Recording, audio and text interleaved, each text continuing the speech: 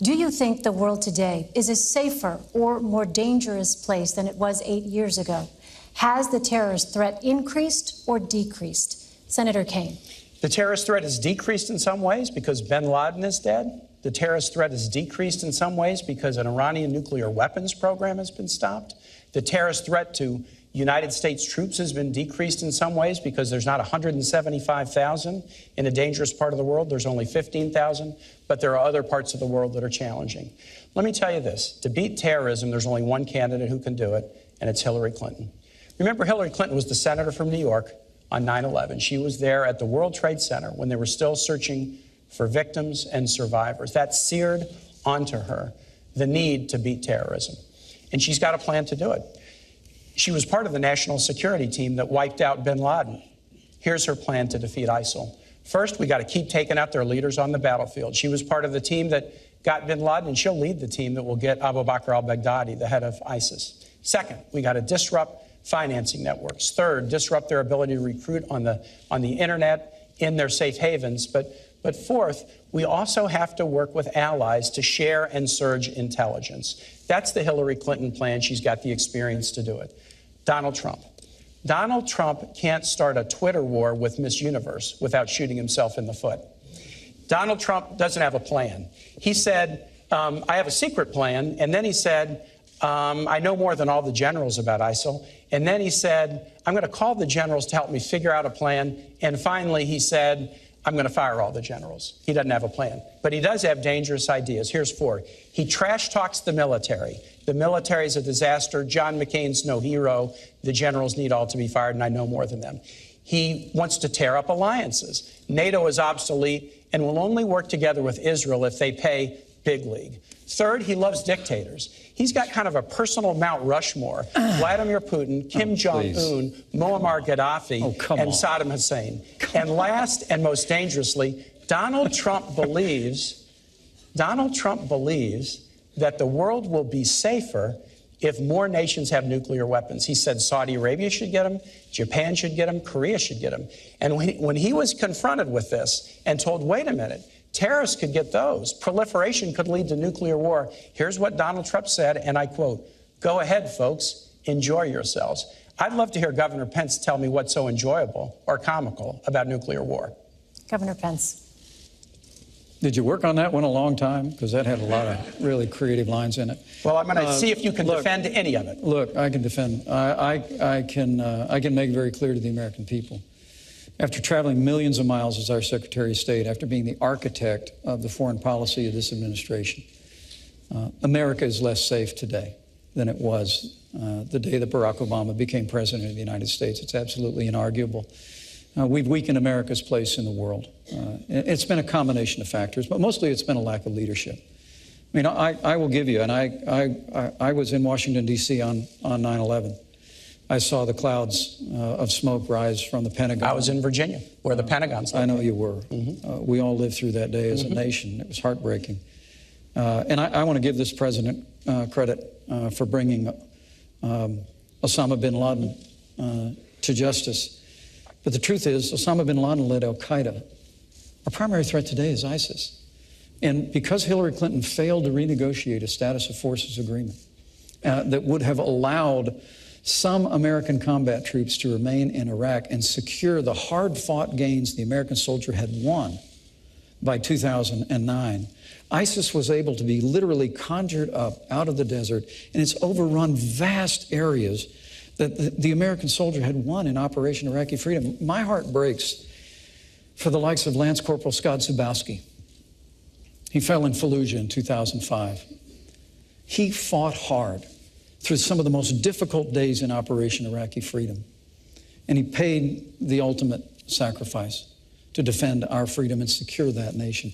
And that nation was secured in 2009.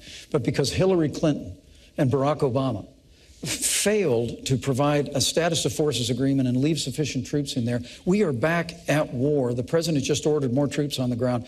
We are back at war in Iraq. And Scott Zubowski, whose mom would always come to Memorial Day events in Newcastle, Indiana to see me, and I'd always give her a hug and tell her we're never going to forget our son, and we never will. Scott Zubowski and the sacrifices the American soldier made were squandered in Iraq because this administration created a vacuum in which ISIS was able to grow. And a reference to the Iranian deal that Hillary Clinton initiated, $150 billion stopping a to the nuclear radical weapons mullahs program without in Iran. firing a shot. You didn't stop the nuclear weapons Yes, we program. did. You Even the Israeli military says it stopped. guaranteed that Iran will someday become a nuclear power because there's no limitations once the period of time of the treaty comes off. Governor Pence, Mr. Trump has proposed extreme vetting of immigrants from parts of the world that export terrorism. But that does not address many of the recent terrorist attacks in the United States, such as the Orlando nightclub massacre and the recent bombings in New York and New Jersey. Those were homegrown, committed by U.S. citizens and legal residents. What specific tools would you use to prevent those kinds of attacks? Well, I think it's a great question, Elaine. But it really does begin with us reforming our immigration system and putting the interests, particularly the safety and security of the American people first. I mean, Donald Trump has called for extreme vetting for people coming in to this country so that we don't bring people into the United States who are hostile to our Bill of Rights freedoms, who are hostile to the American way of life. But also, Donald Trump and I are committed to suspending the Syrian refugee program and programs in immigration from areas of the world that have been compromised by terrorism. Hillary Clinton and Tim Kaine want to increase the Syrian refugee program by 500. Elaine, I want to tell you about our plan. Homegrown. Yeah.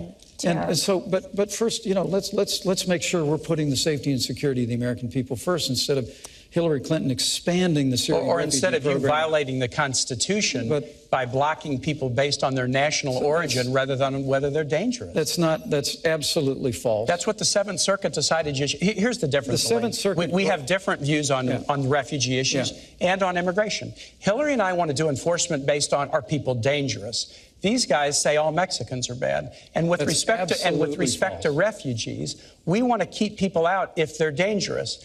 Donald Trump said keep them out if they're Muslim. Mike Pence put a program in place to keep them out if they're from Syria. And yesterday, an appellate court with 3 Republican judges struck down the Pence plan and said it was discriminatory. And those judges, we should focus upon danger, not upon discrimination. Elaine, to your point, those judges said it was because there wasn't any evidence yet that ISIS had infiltrated the United States. Well, Germany just arrested 3 Syrian refugees who were connected to ISIS. But they told you there's a right way and a wrong way to do it. But look, if you're going to be critical of me on that, that's fair game. I will tell you, after 2 Syrian refugees were involved in the attack in Paris that is called Paris's 9/11, as governor of the state of Indiana, I have no higher priority than the safety and security of the people of my state. But Governor so you Pence, bet I suspended that program. But Governor Pence, and I stand by that decision. And if I'm vice president of the United States or Donald Trump is president, we're going to put the safety and security of the American people first. Can we just be clear? Hillary and I will do immigration enforcement and we'll vet refugees based on whether they're dangerous or not. We won't do it based on discriminating against you from the country you come from or the religion that you practice. But the problem with that is completely antithetical to the Jeffersonian values of equality. Elaine, the director of the FBI or Homeland Security said, we can't know for certain who these people are coming from Syria. Yes, we can. And when we don't let them know, we don't let them in. So the when FBI, we don't know who they are, we don't let them in. The FBI and Homeland Security said, we can't know for certain. You've got to err on the side of the safety and security of the American people, Senator.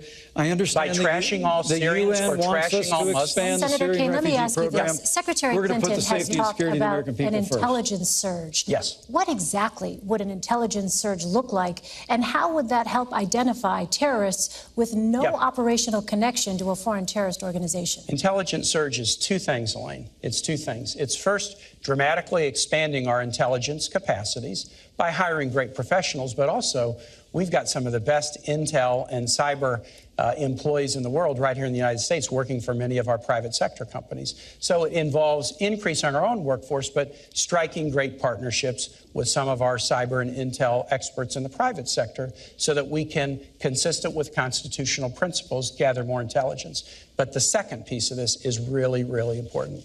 It also means creating stronger alliances because you gather intelligence and then you share your intelligence back and forth with allies. And that's how you find out who may be trying to recruit, who may be trying to come from one country to the next. Alliances are critical.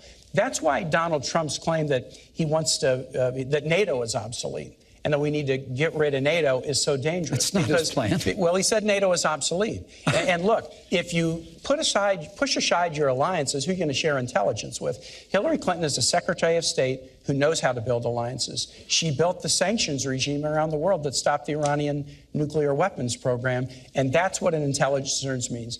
Better skill and capacity, but also better alliances. All right, I'd like to turn now to the tragedy in Syria.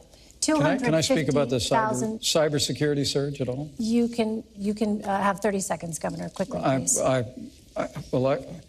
First, Donald Trump just spoke about this issue this week. We have got to bring together the best resources of this country to understand that that cyber warfare is the new warfare of the asymmetrical enemies that we face in this country. And I look forward, if I'm privileged to be in this role, of working with you in the Senate to make sure that we resource that effort.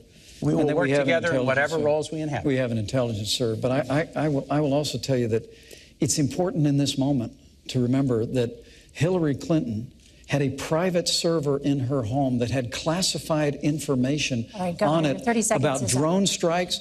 Emails from the President of the United States of America were on there. Her private server was subject to being hacked by foreign powers. I'd like to ask you about Syria, we could put cybersecurity first if we just make sure the next Secretary of State doesn't have a private server. A full investigation concluded that not one reasonable prosecutor would take any additional step. You don't get to decide the rights and wrongs of this. We have a justice system that does that. And a Republican FBI director did an investigation and concluded. All right, we are moving on now. Senator, if your son or my son handled classified information the way Hillary Clinton did, they'd be court-martialed. That is absolutely false, and you know absolutely that. And you know true. that, Governor. It's absolutely true. Because the FBI did an investigation. Gentlemen. And they concluded that there was no reasonable prosecutor who would take it further.